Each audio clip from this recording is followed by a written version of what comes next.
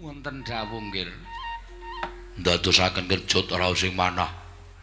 Menika mboten pangling sawanipun Werkudara. Kasinggihan mekaten nggih anak Prabu, mbok menawi wonten wigatos ingkang raying Jodipati sowan wonten negaring Astina tumunten Ngatimbalana. Menapa wigatosipun nggih monggo panguwasa sawetahipun wonten ing paduka anak Prabu Ngastina Bamanengga Prayogi. Kula nun ngestaken dawuh. Adiku diadiku bocah bagus. Werkudara Padharjo sak praptamu yayi ana negara Ngastina. Wah.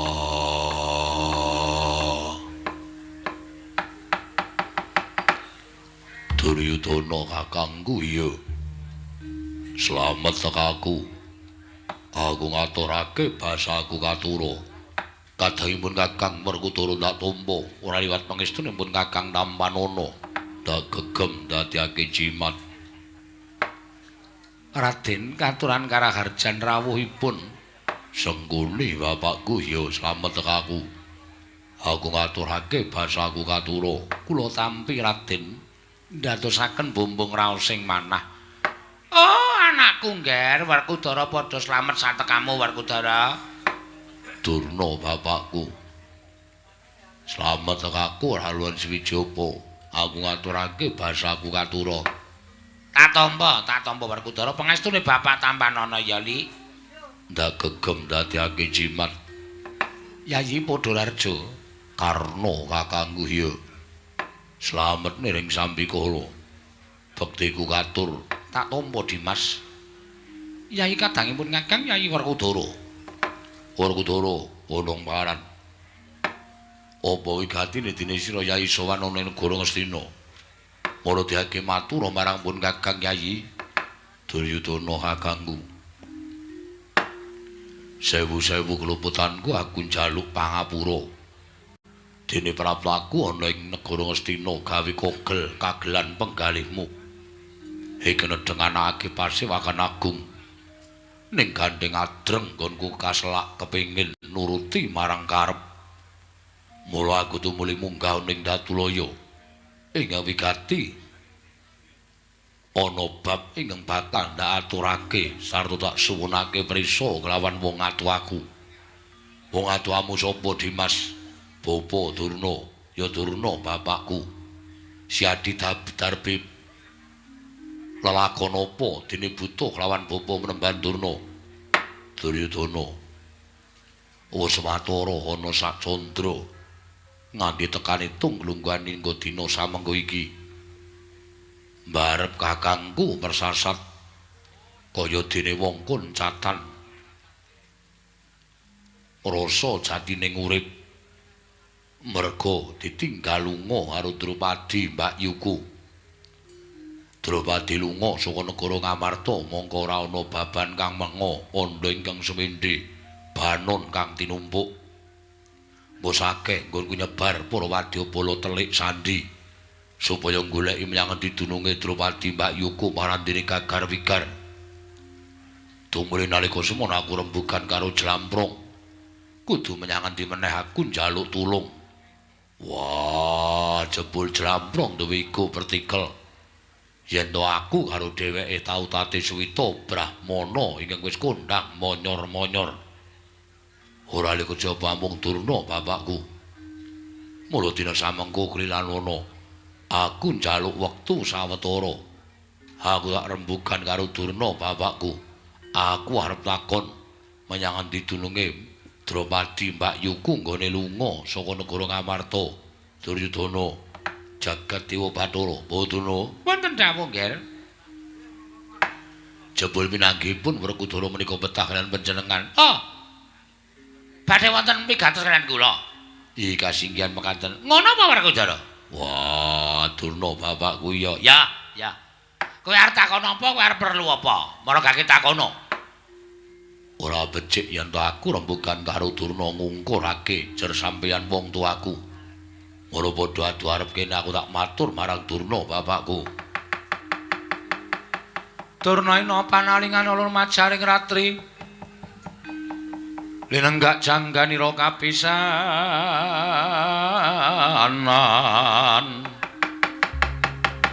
aneng perang Bratayuda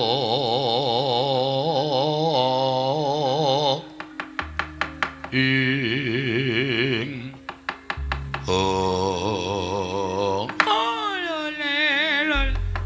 Kentha swalu gembol manyar-manyar duk ning Dungkul Wana dadi alas-alas dadi wana Werkudara. Nggih. Kowe arep takon apa, Nger? Apa Durna bapakku ora mireng apa sing tak aturake marang Duryudana kakangku? Aku ngerti, aku krungu, ning apik-apik iki ra dibaleni to. Mula coba kowe arep takon apa? Apa lakone negara Ngamarta? Dropadi Mbak Yuku lunga saka negara Ngamarta. Lho. Dewi Wara Dropadi garwane anak Prabu Darmakusuma lunga saka negara Ngamarta. Ya, pancen bener kono. Lho, lah nendi to Werkudara? Apa blanja apa kepiye? Ora, nanging lungane wis ana sak candra tegese sesasi. Ora ana baban kang mangondo ingkang semende. Malah wis bola-bali aku ngrawuhake para brahmana, Sewa Sugata, para pandhita.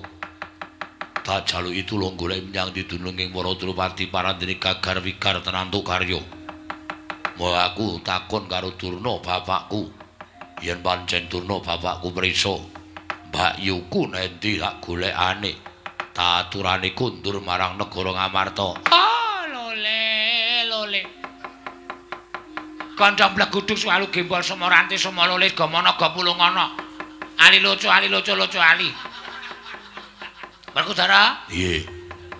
Kowe tak kandhani ya sadurunge aku sowan negara Ngastina iki mau janjane mau bengi iki aku wis ngimpi. Ngimpi apa? Ngimpi yen aku iki ketekan muridku sing tak tresnani ya kuwi si Werkudara. Lan isine ya ora beda kaya sing tok kandhakake iki. Plek nang nggon impen ora geseh. Kowe ya ngono kuwi lek teka, kandhamu ya kaya ngono kuwi, ukaramu ya ora ana sing tok longi, ora ana sing tok luwi. Yo. Lan nalika semono aku ya menehi jawaban utawa wangsulan ingkang bisa gawe padhang atimu. Wangsulamu piye? Aku entuk sasmitaning gaib.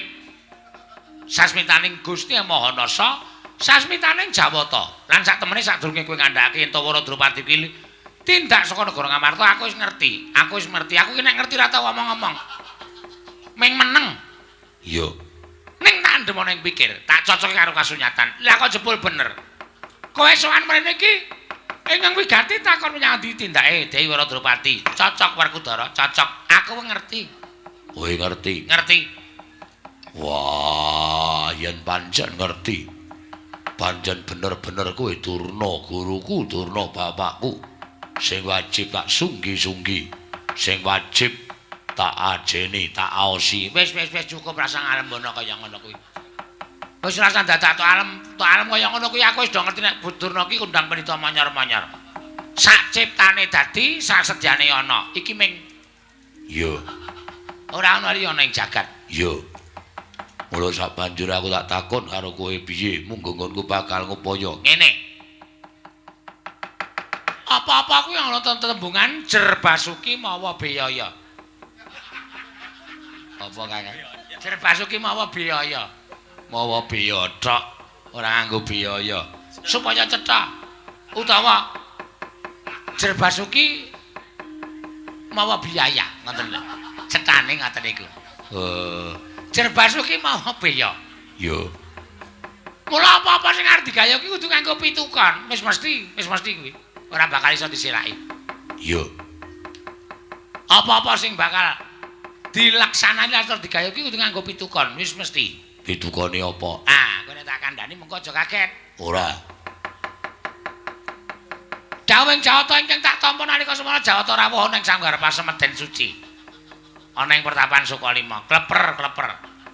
Jawata mabur ning dhuwurku. Tumune paring dawuh karo aku Begawan Durna. Kowe engko arep ana wong takon ya kuwi putumu anu anakmu si Werkudara arep takon menyang lenggahing para Drupadi. Lah, kowe tak kandhani Durna. Drupadi iki papane saiki ana ing kene, kanane kaya ngene, statuse kaya ngene. Yo. Ning kudu nganggo syarat Begawan Durna. Syarate para Drupadi gelem bali marang Praja ing Ngamarta, ning kowe kudu nganakake kambil. Ora taya kowe. Dik Mate, Pripun? korban iku lho tumbal kok kambil. Tumbal. Wah, iya. Tumbale apa? Apa sapi, apa kebo, apa wedhus, apa wujuding pitik sing wernane mulus? Dudu. Ora ana pitik sing wernane mulus. Pitik kabeh wulunen kabeh. Sing mulus ki mung sikile menungsa Werkudara. Nek sikile pitik ki ana wulune kabeh. Ya, Kebo ya ora nganggo, sapi ya ora nganggo. ya. Nek sing kudu tak dadekke tumbal kuwi wujude menungsa. Utawa manusia. Iya. Sapa sing kudu tak dadekke tumbal? Paringa pangandikan. Monggo aku sagu dadekke tumbal menungso mau. Sabab yen kanthi Drupadi ora kundur ing negara Ngamarta. Wah, mbarep kakangku mesti bakal nandang loro. Bener wong sing jeneng kelangan karo gegantilaning ati. Kelangan karo jejantunging ati, kelangan karo memaniing ati. Mula ora jenemu kaliyan to bakal tatu atine. Kang mangkono bakal nandang lara. Monggo kembange wala iki bakal tekaning pati. Yo, Ah, kowe tak kandhani menungsa sing kudu dadi tumbal. Ya kuwi supaya dadi srana kunduring Wara Drupadi. Ora kok piyayi kok Werkudara, ming gampang. dudu piyayi, Dudu, satriya, dudu, brahmana. dudu. Wah, apa sewijining nayaka, Dudu, apa Punggawa? dudu, Wah, dudu. durung. Piye kowe arep ngomong apa? Apa kawula cilik? Cocok. Kuwi sing tak arepake. Kawula cilik.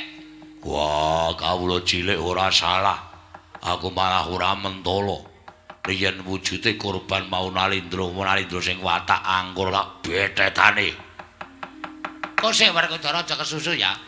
Kawula cilik kuwi ora kok kawula cilik lumrah, ning uga abdining ratu. Wah, abdine ratu. Wis siap siaga nampani dawuhku. Wah, iya. Ora kaget. Ora, Mentala lahir batin. ora mentolo sebab apa? Yen panjenengan mentala lahir batin, gandeng kowe iki satriya Werkudara sumpah dhisik sadurunge aku ngandhakake. Wah, kowe sik sing ngandhakake. Ora, kowe sumpah sik. Nek kowe ora gelem sumpah, aku ora gelem ngandhakake. Yo, aku sumpah. Disekseni dening bumi langit lan kabeh isining jagat. Sekseni dening bumi langit lan kabeh isining jagat. Tenan, Yo, tenan. ora bakal mingko. Ora bakal minggu. Mono kakelu ngono. Sing kudu dadi korban, dadi srana kunduring Dewi Wara Drupadi ora kejaba mung. Ya kuwi ana kawanmu dhewe, ana kawan Madukara. Antaraning siji antaraning telu, Gareng, Petruk apa Bagong Werkudara?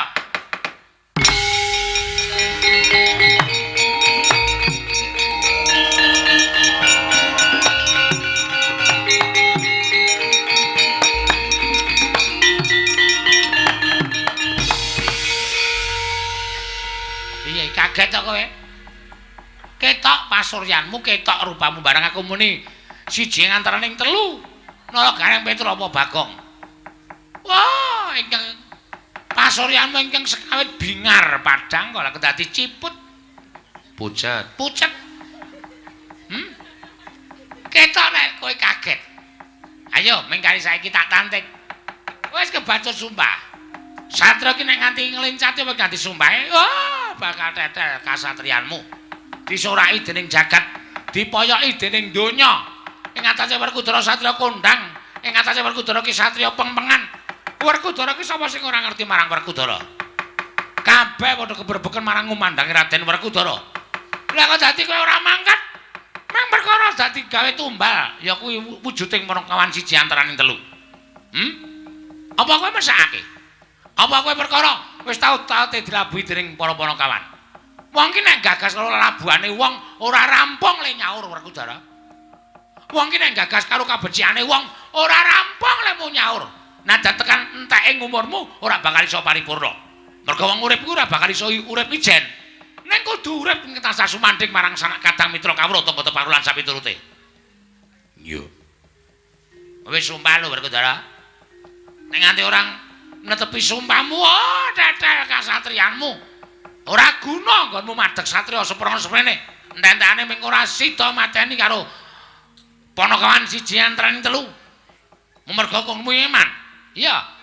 Apa kowe mentala yen to anak Prabu Darma Kusuma ya kakangmu dhewe. Banjur bingleng, ngengleng kenganglangan. Ora weruh kiblat merga koncatan karo garwane Dewi Waradrawati. Apa kowe luwih ngeman Bagong mangane kadangmu tuwa? Yen kowe luwih ngeman kadangmu tuwa, Bagong Petanono. Patenono. Kok kon metani? Patenono seta Dik Pate. Bagong Patenono. Bagong Candak Suda kuku Pancanaka dlep. Bagong mati. Dewi Waradrawati kundure negara Ngamarta. Ning nek kowe ora mentala, ayo semangga. Aku wis menehi dalan lho Werkudara. Aku wis menehi dalan. Aku tak takon. Takon apa? Kuwi tenan apa gara? Gara. Anu tenan. Iki entuk sasmitaning dewa. Wah, iya. Ora percaya karo aku Werkudara. Ora percaya karo Baganturna. Kowe tidak karo Baganturna. Nek kowe ora percaya karo Baganturna, terus apa gunane aku menehi ilmu kowe sing nyatane kabeh iso tok gaya lan kuwi kabeh ana nyatane. Wah, iya. Ayo tindakno. Wah. Aku ra mentala. Lah ra tenan. Lamun perkara ora mentala ta. Bagong iki terus apike nggo napa coba aku tak takon. Ming gawe kisruh. Bocahe glelenge ora jamak-jamak. Mateni. Wah, ora sah. Wedi ora ana Bagong kok njur sepi aja wedi. Mengko aku sing Bagong. Medhi saya atos suarane. Wah, piye Werkudara ora bawe-bawe. Wis gek menyang kono gek ceket-ceket. Bagong tau tate momong aku. Sing momong kowe ora ming Bagong. Nek dipikir sing momong kowe iki pirang-pirang. Ora usah to gagas to. Aku wis omong to, nek niteni karo kabecikane wong, wah ora bakal enteke nggone males kabecikan mau. Tur dasare Bagong karo dulure kabeh iki netepi larang kewajiban minangka dadi batur, dadi Ponokawan. Kewajibaning batur, kewajibaning Ponokawan kuwi momong karo bendara, kuwi wis kewajiban. Dadi ora mujudake suwijining kebecikan ning mujudake suwijining kewajiban. Wah. Piye kok malah babe-babe iki? Kowe acake Kalonjono malah kowe. Madhake sapi. Wis gak dipateni sapine. Anu Bagonge. Wis gek menyang. Lah ora gek menyang kok. Wah, anggap kowe satriya tetel kasatriyanmu. Wah, njaluk ngapura Bagong.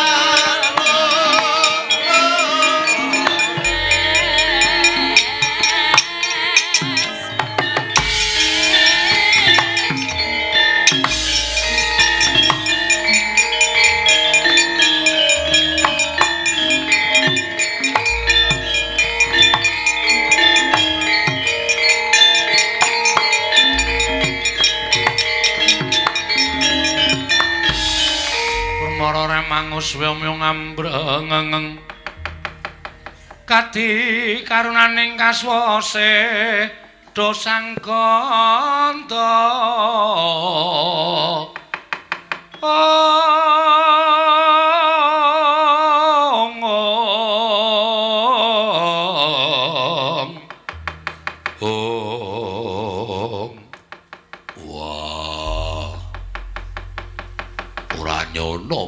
pisan. Lah kok jebul kudu nampa kewajiban sing ora enteng. Monggo sing dawuh Durna bapakku. Bola-bali Durna bapakku anggere paring dawuh mesti ana kasunyatan. Buktine nalika aku didhawuhi goleki kayu gung sesuai ngangin. Sartane aku didhawuhi goleki tirta pawitra maning suci. Kabeh kababar dadi kasunyatan. Mbok menawa iki dadi srana nggon Wisombayong kundure Wara Drupadi Mbak Yuku. Dadi tentreme. Wah, punta dewa kakangku Bagong. Kowe aja kaget yen pancen kowe tresna karo Pandhawa kowe mesti kudu ngiklasake karo uripmu.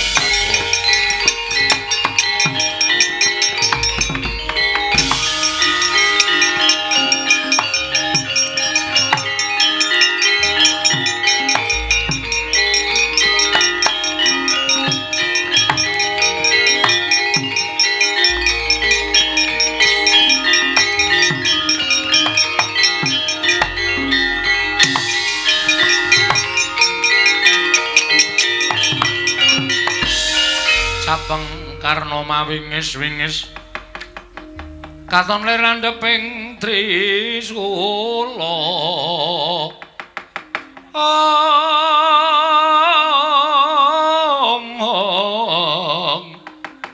Netra Markata lir kabaranang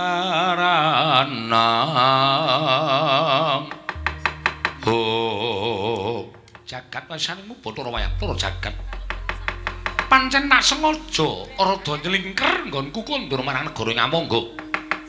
Aja nganti kadenangan wong-wong Ngastina. Pamreka mengke pengin ngelekake marang Werkudara Raja keladu ing matrap. Nggone banget-banget percaya marang Begawan Durna nganti gampang diblethuk marang Pendhita Sukalima. Dimas, Werkudara adhiku cah bagus. Petuan nganggo nalar sing ganep aja buntung tembe mburine.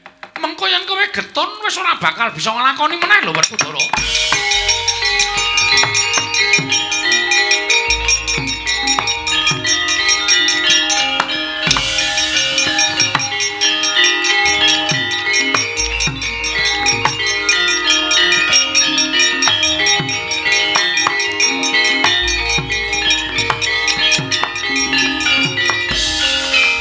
Tan samar pamoring sukma sinukmaya sinukmaya winayu ing ngasepi sumimpen telenging kalbu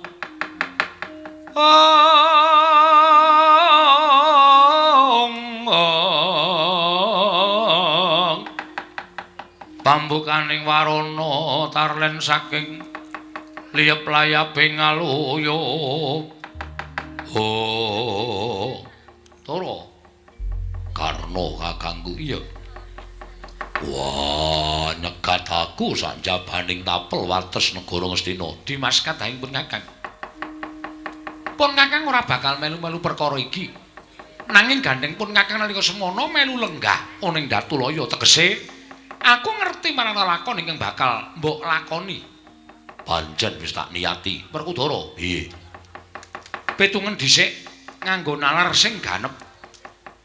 Dimas. Kasarane ngene. Karna kuwi saben dina campur karo Begawan Durna. Yo. Ning sithik kapercayanku karo Pendhita Sukalima. Lah kok Siadi manut.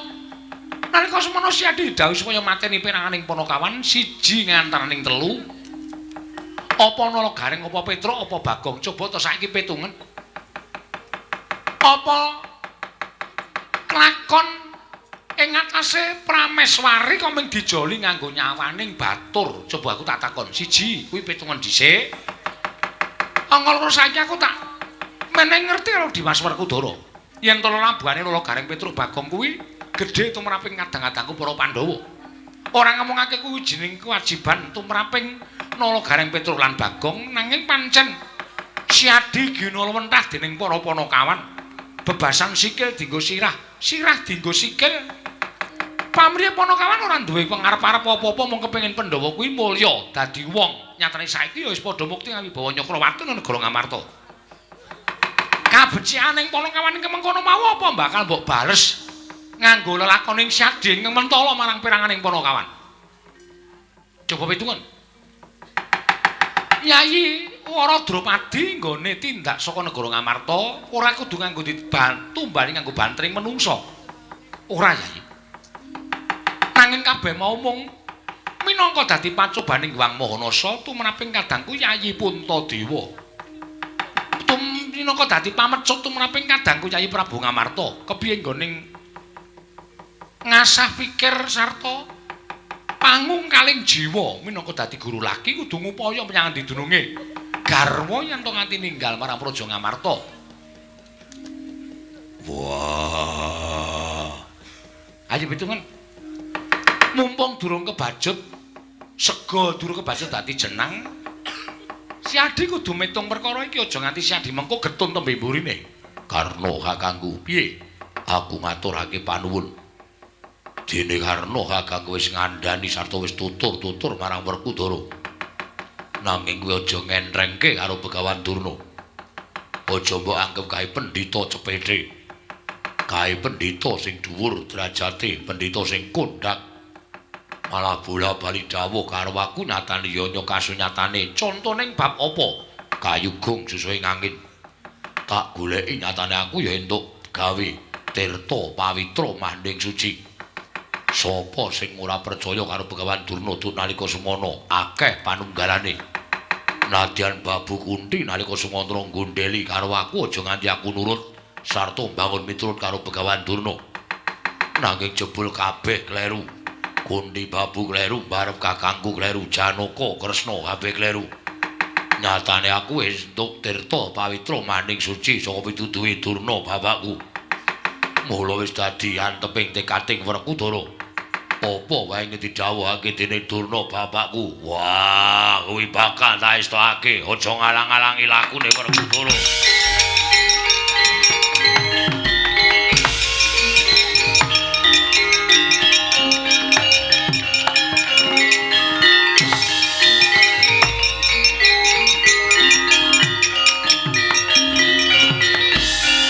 Jagat paisane Bathara wayah loro jagat. Lah dalah. Lah ya bener. Mongko akeh wong sing padha ngarani yen to Werkudara ki kang pengawak waja, tegese ora mundur saka geguntur, ora mendho saka pangrepa. Yen iya ya iya, yen ora ya ora. Dadi pambekaning adikku Panenggak Pandhawa. Ya, Werkudara. Yen manjen sira Syadi wis wani nglakoni lelakon iki, lakonana kanthi tewaju. Perkara bener luput bejo cilaka bungah susah. Etungane wong urip nang alam madha kuwi mung mirna loro. Mung karindi sing dipilih.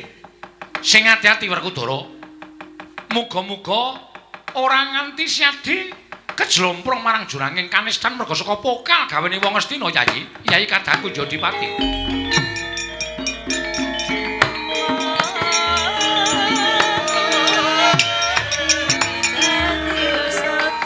Putra Pandhawa tata gati Wisraya. Indriaksa Sara Maruta Pawana Panamargana Samirana lan Warayang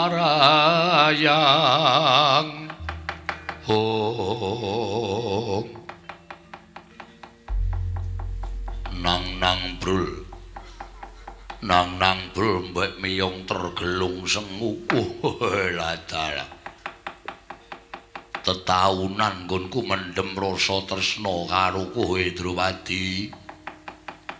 Monggo aku ngerti yen to kowe wis kagungan utawa wis winengku dening Kakung Nalindra ing Amarta Prabu Puntadewa. Mula tumulya aku budidaya nyidra kelawan sliramu tak papanake ana ing taman negara ing Giri Kadasar. Kowe aja bingung, kowe aja wedi.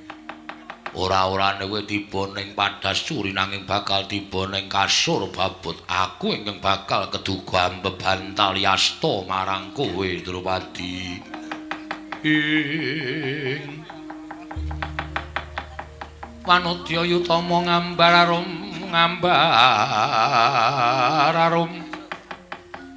ngambararum sang kusuma. Oh, Prabu Kala Sereng. Ya. Aku wis ngerti apa sing dadi niatmu nggonmu bakal mengku garwa lawan Wara Drupadi. Oh, latar. Lah kok dadi kowe ngerti? Ya merga saka aturing para mban ingkang padha matur kelawan aku. Babagan nggonmu tresna kalawan Wara Drupadi ingkang wis mbok pendhem pirang-pirang taun.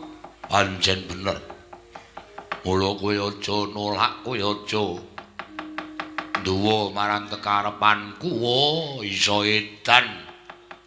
Ora bakal eneng tambani yen to nganti kowe nolak karo apa kang dadi kekarepanku. Nyatane aku wis tekan ana ing Taman Sari, tegese aku wis dadi putri boyongan. Nadyan kaya ora mbedah negara Ngamarta, nanging ora ana ingkang padha ngerti lamun aku mbok boyong marang negara ing Giri Kadasar. Ya. Mula upama bangga upama aku kuwi bakal melayu sepira kekuwataning para Drupadi Tanwurunga mesti bakal mbok oyak lan mbok cekel. Mula anane aku mung sarwa manut. Piye? Anane aku mung sarwa manut. Manut piye? Yen aku arep mbok pek bojo, aku ya ming pasrah pati urip marang kowe. Kowe aja dolanan atiku. Kowe aja dolanan pikiraku. Apa sing tak rungokke ya apa pancen kepara nyata? Ora nyata sabab apa? Bumi langit dadi paseksen. Bumi langit dadi paseksen yen to aku gelem dadi pek bojo karo kowe Prabu Kala Sereng. Wadah!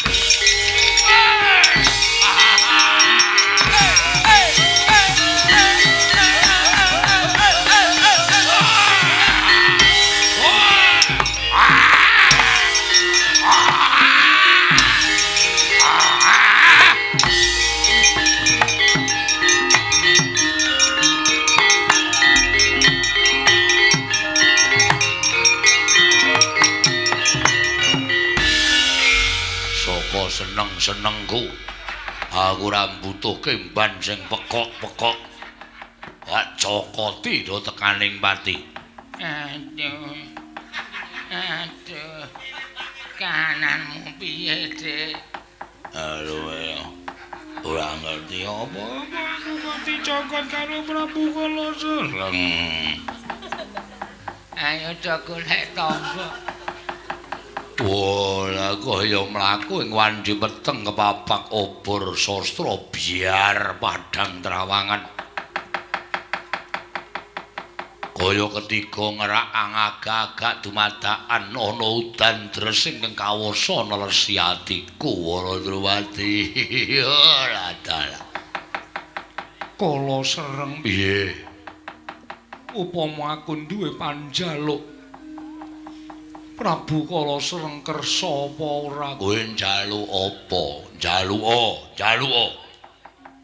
Ora bakal aku wegah maringake marang kowe yen perlu kowe njaluk patine prajurit 80.000 cacahe tak geceke sirahe kabeh. Apa kowe njaluk nganggo nyamping Mas Ginepeng, apa kowe njaluk nganggo suweng inten sak kurungan jago? Apa kowe njaluk nganggo ali-ali gedene sak pelek Vespa? Bakal tak wujudi. Aku ora bakal njaluk bondo donya, Ning aku njaluk karo sampeyan. Sadurunge mengku garwa aku tak suwun siram jamas pitung. Iya kuwi pitung tuk ing sendang ingkang mapan ana ing ereng-erenging gunung ingkang cacahe 7. lho. Bakal pirang dina le rampung. Aku kudu siram jamas ana ing sendang ingkang metu utawa ingkang mapan ana ereng-erenging gunung ingkang cacahe 7, tegese sendange ya cacah 7. Iya sinuwun. Mung kuwi wae panjalukku yen sampeyan bisa lakonana, yen ora ya wis aku balekno ning negara Ngamarta. Ning nek sampeyan bisa nglakoni lakonana, tak lakonane.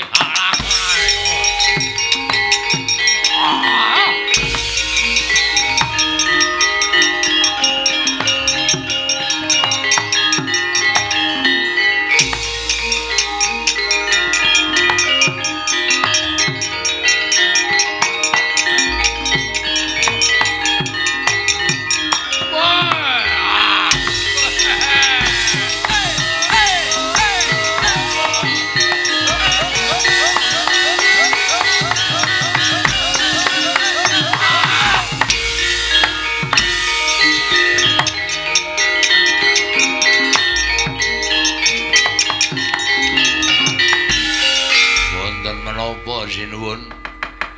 Kok katingal bungah penggalihipun de wonten dawuh aku bakal duwe garwa ayu de.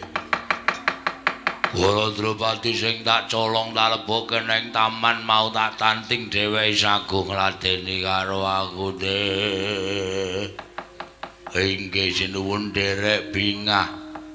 Nggone aku lungguh dampar keprabon dijejeri Prameswari Waradrupati kowe nek sibo nganggo kacamata ireng. Men yen kowe nyawang Waradrupati kowe aku ora weruh mergo aku bakal sujana karo kowe. Mboten sinuwun. Mboten badhe wantun de wonten dawuh negara tunggunen. Lho, panjenengan badhe tindak dhateng pundi? Drupadi njaluk syarat aku kudu siram jamas 7 sendhang ingkang metu saka ereng-erenge gunung cacah 7. Tegese saben ana gunung ereng-erenge eneng sendhang aku kudu siram ana ing kono, siram jamas monggo kudu 7 cacahe. Mekaten sinuwun ya, lajeng badhe pinten dinten anggenipun paripurna aja mbok etung wonten kelakon penjangkaku. Tunggunan negara aku tak budal dina iki menapa pareng nderekaken para wadyabala rasa ijen wae mesti kelakon. Kabeh prajurit kon samapta ing kanthi sawige ing dirimbok menawa Drupadi digoleki karo wong Amarta aja nganti kelakon diboyong meneh. Nur inggih ngestaken dawuh pandongamu ya teh muga kelakon penjangkaku teh.